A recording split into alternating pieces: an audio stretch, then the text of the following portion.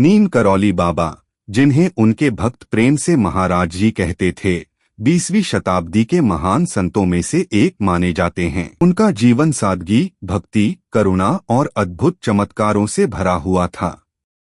वे भारत ही नहीं बल्कि विदेशों में भी लाखों लोगों के लिए श्रद्धा और विश्वास के आधार। नीम करौली बाबा का जन्म सन 1900 के आसपास उत्तर प्रदेश के फर्रुखाबाद जिले के अकबरपुर गांव में हुआ था।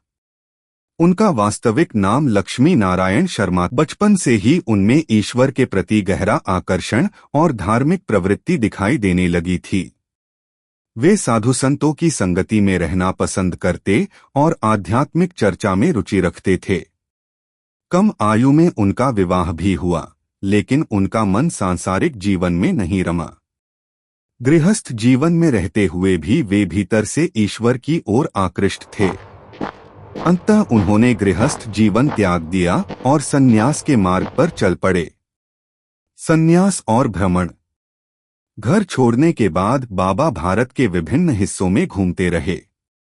वे कभी गांवों में तो कभी मंदिरों में साधु का जीवन व्यतीत करते। बाबा ने कोई नया संप्रदाय या मत स्थापित नहीं किया। उनकी शिक्षा अत्यंत सरल और हृदयस्पर्शी थी। वे कहते थे, प्रेम करो, सेवा करो और भगवान को याद करो। वे सभी धर्मों में समानता देखते थे और मानते थे कि सच्चा धर्म केवल प्रेम और करुणा है। वे भगवान राम के अनन्य भक्त थे और अपने अनुयायियों को राम नाम जपने की प्रेरणा देते थे।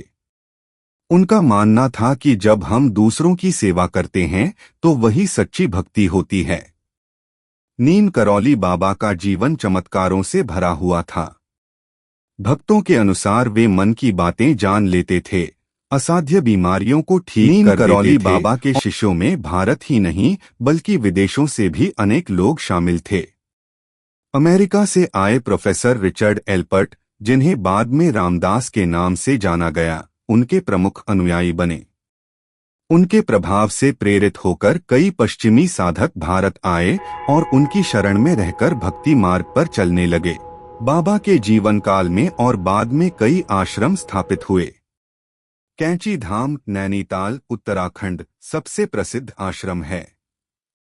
इसके अलावा वृंदावन, हिमाचल प्रदेश, गुजरात और अमेरिका में भी उनके आश्रम बने।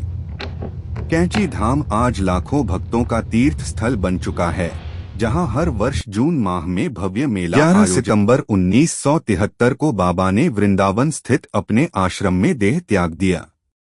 उनकी समाधि आज भी वहां स्थित है और भक्त उनके दर्शन के लिए पहुंचते हैं।